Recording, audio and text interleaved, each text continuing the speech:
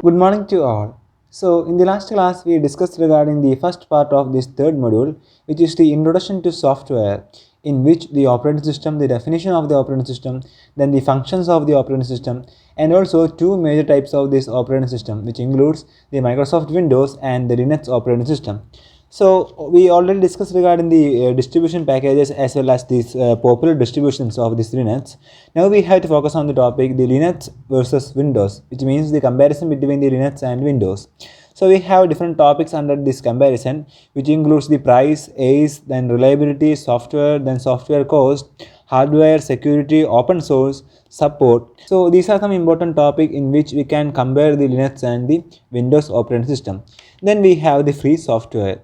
So regarding the free software, it is a software that can be used, studied and modified without restriction, and which can be copied and redistributed in modified or unmodified form either without restriction or with minimum restrictions, only to ensure that the further recipients can also do these things, and that manufacturers of consumer facing the hardware allow the users to modify their hardware. So the free software is generally available without charge but can have a fee. And also the free software movement was conceived in 1983 by Richard Stallman to satisfy the need for and to give the benefit of the software freedom to computer users. And Stallman founded the Free Software Foundation, which is the FSF, in 1985 to provide the organizational structure to advance his free software ideas. Then from 1998 onwards, the alternative terms for the free software came into use, and the most common are the software libre and also the free and open source software, which is the FOSS, and free libre and open source software, which is the FLOSS. So these are some important details regarding the free software. And also the free software which may or may not be distributed free of charge is distinct from freeware, which by definition does not require the payment for use. Then we have the definition of the free software. So the first formal definition of this free software was published by FSF, which is the Free Software Foundation, in 1986. Then the free software definition written by Richard Stallman and published by FSF defines the free software as a matter of liberty, not price. So basically, a matter of the liberty, not price. And also we have four freedoms that we should focus on, from freedom 0 to freedom 3. So the freedom 0 means the freedom to run the program for any purpose, and the freedom 1, which means the freedom to study how the program works and change it to make it do what you wish. Then the freedom 2 means the freedom to redistribute the copies so you can help your neighbor. Then the freedom 3 means the freedom to improve the program and release your improvements and modified versions in general to the public so that the whole community benefits. So the freedom 1 and 3 require the source code to be available, because studying and modifying software without its source code is highly impractical. So these are some important topics that we have to focus on under the free software. The first one was regarding the introduction for the free software. Then we have the definition of free software by Richard Stallman as well as by FSF. So we have four major freedom that we have to focus on, from freedom 0 to freedom 3. And also the definition of the free software is that the software in which a matter of liberty, not the price. Then we have the software license. So a software license is a legal instrument governing the usage or redistribution of software, and all software is copyright protected irrespective of whether it is the public domain. So we have to focus on two different types of the software licenses. The first one is the proprietary licenses, second one is the free and open source licenses. So the term proprietary software is often used to mean the computer software which is neither free nor open source. So the literal meaning of the proprietary is in relation to software is that it has a copyright owner who can exercise the control over what users can do with the software, in contrast to the public domain. So that's regarding the proprietary license. And also the hallmark of proprietary license is that the software publisher grants a license to use one or more copies of software, but that ownership of those copies remains with the software publisher itself. So it is very important regarding the proprietary licenses. So one important example for the proprietary software license is the license for the Microsoft Windows. So that's regarding the proprietary licenses. Now we have the free and open source licenses. So regarding the free and open source licenses, we have two important divisions under the free and open source licenses. The first one is the free software license, second one is the open source licenses. So regarding the definition for the free and open source licenses, it is a software that is liberally licensed to grant the right of users to use, study, then change, and also to improve its design through the availability of its source code. And regarding the free and open source software, the free software focuses on the philosophical freedoms it gives to users, while the open source focuses on the perceived strengths of its peer-to-peer development model. So that's regarding the free and open source licenses. Now we have to focus on the free software license. So with a free software license, in contrast to the proprietary software licenses, the ownership of a particular copy of the software does not remain with the software publisher. Instead, the ownership of the copy is transferred to the end user. So this is the most important thing that we have to focus on under the free software license. And also, while ownership in a particular copy is transferred, the ownership of the copyright remains with the software publisher itself. And also, a free software license typically grants to the end user extra rights which would otherwise be reserved by the software publisher itself. So that's regarding the free software license. Now we have the open source licenses. So an open source license is a copyright license for computer software that makes the source code available under terms that allow for modification and redistribution without having to pay the original author. One popular set of the open source software license are those approved by the Open Source Initiative, which is the OSI, based on their open source definition, which is the OSD. Now we have two important categories under the open source licenses. The first one is the copyleft licenses. The example for the copyleft licenses is that the GNU, which is the General Public License, GPL. Then regarding the second category, which is the permissive licenses. So for the permissive licenses, we have the BSD as an example. So that's regarding the different types of the software licenses. So we have the free software license and also the open source software license, and the first one was regarding the proprietary licenses. So that's regarding the fifth topic of this module. Now we have the second last topic, which is the software tools, in which we have two important divisions under this category. The first one is regarding the software tools for Windows, which is the MS Office, in which we have the MS Word, which is the word processing software. Then we have the MS Excel, which is the spreadsheet software. And finally, we have the MS PowerPoint, which is the presentation software in the Windows. Then we have the software tools for Linux, which means the OpenOffice. And regarding the OpenOffice, we have different categories under the OpenOffice. The first one is regarding the Writer, which is the word processor software, which is similar to the Microsoft Word. Then we have the Calc, which means the spreadsheet software, which is similar to the MS Excel. Then we have the Impress software, which is the presentations program similar to the Microsoft PowerPoint. Then we have the Base, which is the database management program, and this is similar to the Microsoft Access software. Then we have the Draw, which is the vector graphics editor and diagramming tool similar to the Microsoft Visio, and also which is comparable to the features to early versions of this Corel Draw. So that's regarding the different types of these OpenOffice softwares. So this is regarding the two important aspects regarding the software tools. The first one was regarding the Microsoft Office, and second one was regarding the Linux OpenOffice. So now we have the last topic under this module, which is the computer system security. So the computer system security means the collective processes and mechanisms by which the sensitive and valuable information and services are protected from the publication, tampering, or collapse by unauthorized activities or untrustworthy individuals and unplanned events respectively. And the objective of computer security includes the protection of information and property from theft, corruption, or natural disaster, while allowing the information and property to remain accessible and productive to its intended users. Now we have the three main goals of computer system security. They are the confidentiality, then integrity and availability. So the confidentiality means it is the term used to prevent the disclosure of the information to unauthorized individuals or systems. Then regarding the integrity, it means that the information available in an organization should be complete and whole. It should not be altered by any unauthorized person.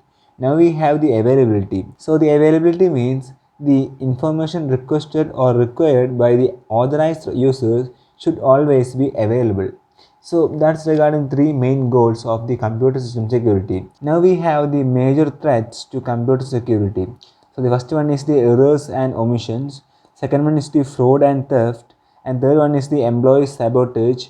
Then we have the loss of physical and infrastructure support. And the final one is regarding the threats to personal privacy, in which we have the phishing and sniffing. And the next topic is that the combating the security threats. So we have different topics that we have to focus on under this category, in which the physical security, backup files, then also use the surge suppressor, then also use the UPS, then also the firewalls, remove the old accounts, so and so. So these are some important topics that we have to focus on under the combating security threats. And final one is regarding the antivirus software. So the antivirus software is used to prevent, detect and remove the malware, including the computer viruses, worms and Trojan horses, and also such programs may also prevent and remove the adware, spyware and other forms of malware.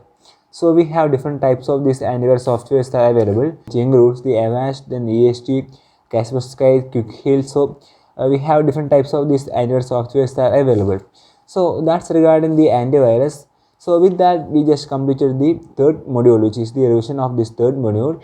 Then we have some important questions that we have to focus on, in which the short answer questions, which includes the definition for the operating system, then the concept of this GUI, then also regarding the Linux, then also different types of these Windows versions, and we have the short essay type questions, in which regarding the operating system, and also try to write regarding the your favorite operating system.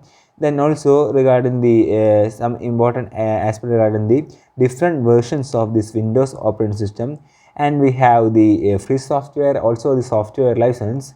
Then regarding the long essay questions, we have the compare the merits and demerits of Windows and Linux operating systems. Then also regarding the operating system and also the functions of the operating system. And then we have the software tools, which includes the Microsoft Office and as well as the OpenOffice. Then the final one is regarding the system security threats, and also the various ways to combat the system security threats. So that's regarding some important questions from this module. So now we have the fourth module of this paper, which is the introduction to networking. And under this chapter, we have four important topics that we have to focus on, in which first one is regarding the computer networks, in which includes the introduction for the computer networking and also the types of networks, and also regarding the wireless networks. Then we have the internet, in which the internet access services and also getting connected to the internet. Then we have the internet services, which is the third topic, in which we have the HTML, then the World Wide Web, web browsers, web search engine, and also the electronic mail. And also we have the blogs, online chat, and also the social network. And the final one is regarding the system security, in which we already discussed regarding that topic under the third module, which is the computer system security. So in this module, we have to focus on the three major topics. The first one is regarding the computer networks, then we have the internet, and the final one is regarding the internet services. So the first topic is regarding the computer networks, in which a computer network is a collection of computers and devices connected by communication channels that facilitates the communications among the users and allows the users to share the resources with other users. And we have the different components of this computer network, which includes the first one is regarding the network interface card, which is the NIC. Then the cables that connect the computers to each other. Then we have the networking operating system software. Then also the hub or switch. then the routers, and the most important thing is that the two computers server or the client workstation. So these are some important components for the computer networks. Then we have the advantages and disadvantages of these computer networks. So the first one is regarding the advantages, in which the resource sharing, then the reliability, also the cost factor, then the increased performance, also the increased storage capacity. And final one is regarding the communication medium. And regarding the disadvantages, we have the security issues, then the rapid spread of the computer viruses, then expensive setup, and final one is regarding the dependency on the main file server. So these are the advantages as well as this disadvantages of these computer networks. Now we have the types of networks, in which we have different types of networks are available, which includes the personal area network, and then the local area network, campus area network, metropolitan area network, wide area network, and also the global area network. So the LAN and WAN, which means the local area network and as well as these wide area networks, were the original categories of area networks, while the others have gradually emerged over many years of technology evolution. So that's regarding the different types of these networks. And also we have the comparison between the LAN and WAN, which means the local area network and as well as this wide area network, based on the geographical distributions, then the data rate, then also regarding the error rate, the communication link, ownership, and also the communication cost. So these are some important categories that we have to focus on under the comparison between the LAN and WAN. Now we have the wireless networks. So the wireless network refers to two or more computers communicating using the standard network rules or protocols, but without the use of cabling to connect the computers together. Instead, the computers use the wireless radio signals or any other kind of these electromagnetic waves to send the information from one to the other. So that's regarding the definition for the wireless networks. Also, we have the advantages and disadvantages of these wireless networks. The first one is regarding the advantages, in which it is easier to add or move the workstations. Then it is easier to provide the connectivity in areas where it is difficult to lay the cable. Then installation can be fast and easy. And then we have the access to the networks can be from anywhere within the range of this accessing point. Then the portable or the semi-permanent buildings can be connected using this wireless local area network. Then also the kind of this initial investment, and it is suitable for the historic buildings, and also the long-term cost benefits can be found in dynamic environments requiring the frequent moves and changes. So that's regarding the advantages of this wireless network. And we have the disadvantages of these wireless networks. So the security is more difficult to guarantee than the lower wireless bandwidth, and also as standards change, it may be necessary to replace the wireless cards or the access points, which means the upgrade to the latest models.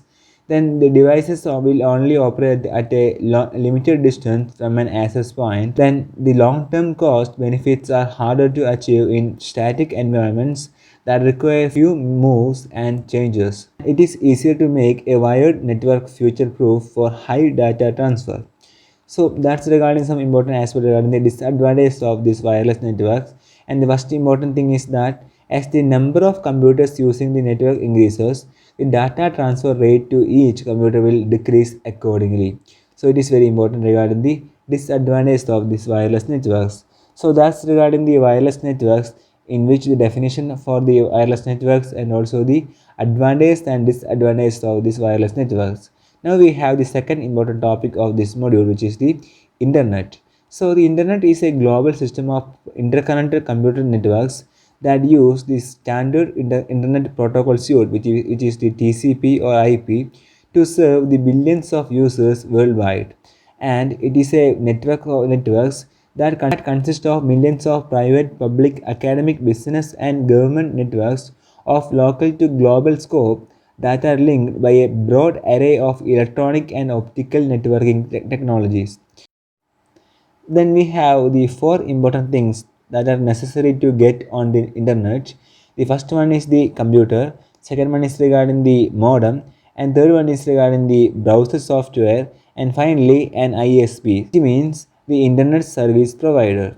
So the internet service provider is a service that connects your home or office computer to the internet. Then we have the internet as a services, which includes the dial-up connection. Then we have the ISDN connection, then the DSL connection, which means the digital subscriber line. Then regarding the cable connection and wireless internet connections, the T1 lines, T1, and also the T3 lines, and also the OC3, which means the optical carrier service, and also the satellite. So these are some important aspects regarding the internet as a service, in which you can choose different types of these as a services in order to access the internet. Then we have the internet services, which is the final topic of this module. So the first one is regarding the HTML, which means the hypertext markup language. So the HTML was created by Tim Berners-Lee in collaboration with the Robert Callue while they worked at CERN in 1989. So HTML is based on the SGML, which means the Standard Generalized Markup Language. Then the HTML is one of the important aspects regarding the internet services. So the HTML documents is composed of three major parts, in which a line containing the HTML document type, then a declarative header element, and also a body which contains the document's actual content. So that's regarding the HTML. And the second one is regarding the World Wide Web. The World Wide Web is a huge collection of these interconnected websites, and this was introduced in 1989. And also we have different types of topics under the World Wide Web, in which the first one is regarding it is the huge collection of websites, and also a web page is a single unit of information. Then the World Wide Web has a client or server architecture. So these are some important aspects regarding the World Wide Web. Then we have the web browsers. So the web browsers helps to access the World Wide Web, and also they can also be used to access the information provided by the web servers.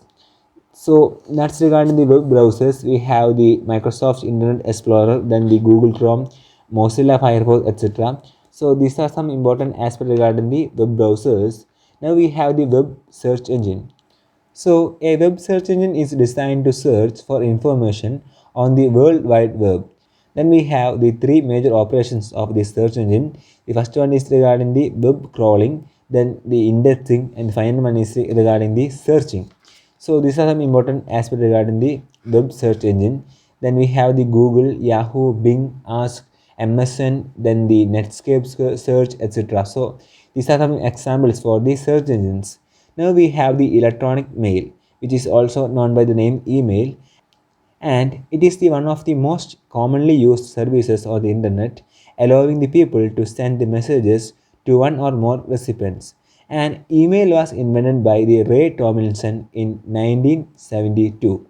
Then we have the advantages of this email, in which email is inexpensive, then email is fast, and also it can be sent in bulk. Then the transmission is secure and reliable.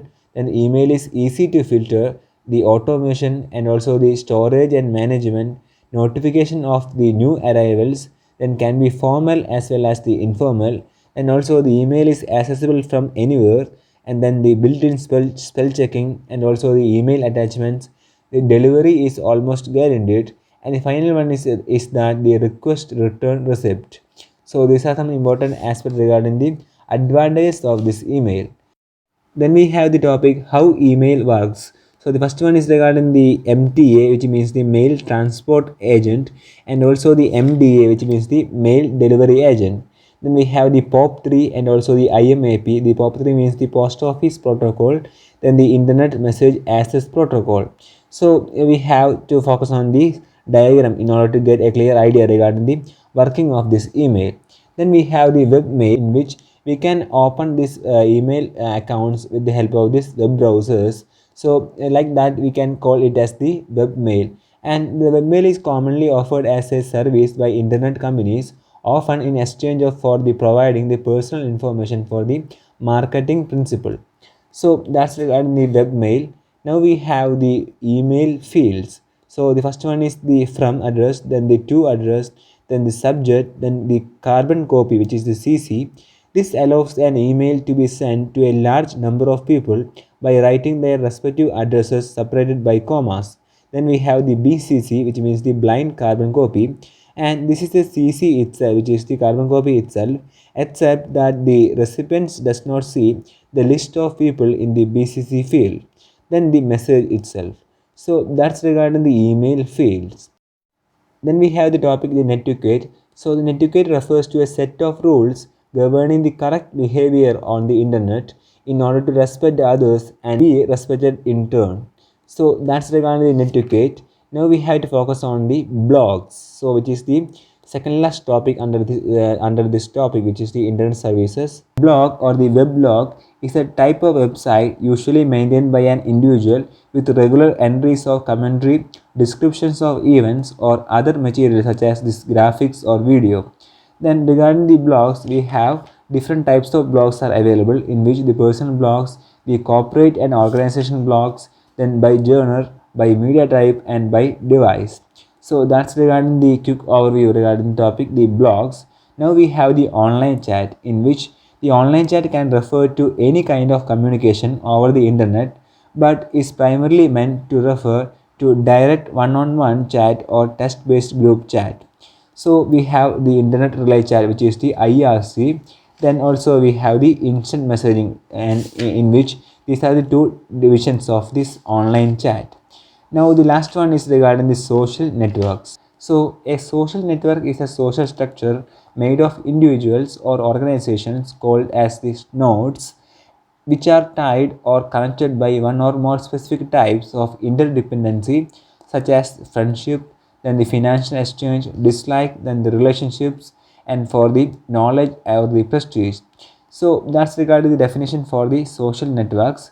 So we have different types of the social networking sites are available, which includes the Facebook, then the Google Plus, YouTube, then WhatsApp, Instagram, etc.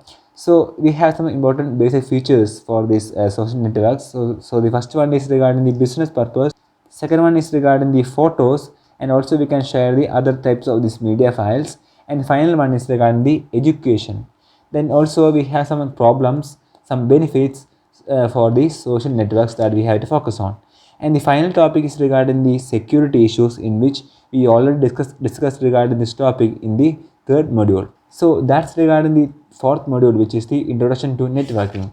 Now we have to focus on some important questions from this chapter. So the first one is regarding the major components of these computer networks, then also regarding the different types of these computer networks. Then we have the comparison between the LAN and WAN. So that's regarding the first important aspect regarding this module. Then we have the internet access services, and also the different types of this internet access services. Then the functioning of this email service, and also the regarding the web mail, and also regarding the topic which is the email clients, and also the online chats. Then the regarding the long essay questions, we have the some important topics that we should focus on.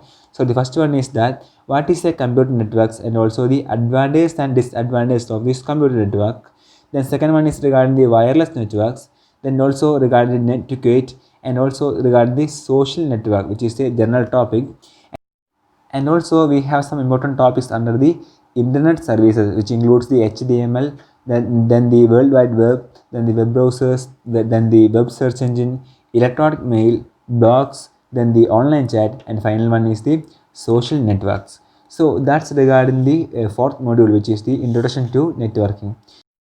So that's regarding the revision of these first four modules of this paper, which is the informatics. Go through all these kinds of main topics from these four modules. So that's for today. Thank you. Happy learning.